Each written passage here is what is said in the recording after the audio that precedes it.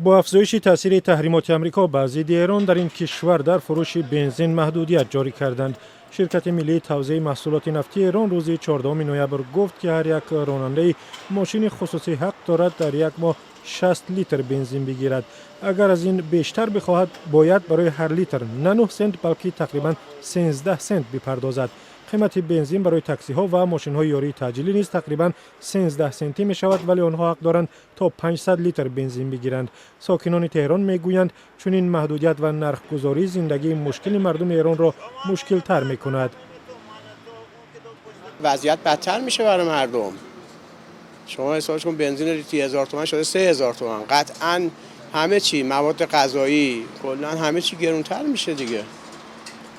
وضعیت اقتصادی مردم بدتر میشه، بهتر نمیشه که. برای دولت خوب میشه، درآمدش 3 برابر میشه از بنزین. به نظر من چون که خودمون تولید کننده بنزین و سوختیم، به نظر من واسه درآمد کشور مفید هست، ولی فقط تنها ضرری که میتونه وارد کنه به خود ملته و مردم و مصرف کننده بنزین. در ایران قیمت بنزین یکی از ارزان ترین ها در جهان به حساب می رود، چون حکومت برای فروش آن یارانه و یا کمک پولی می پردازد. این کشور صاحب ذخیره های عظیم نفت و گاز است، ولی به سبب تحریمات بین المللی نمی تواند استخراج و کارکرد آن را زیاد کند. تأسیسات کارکرد نفت هم کهنه شدند و به سبب تحریمات ایران نمی تواند برای نوسازی آنها تجهیزات خارجی بخرد.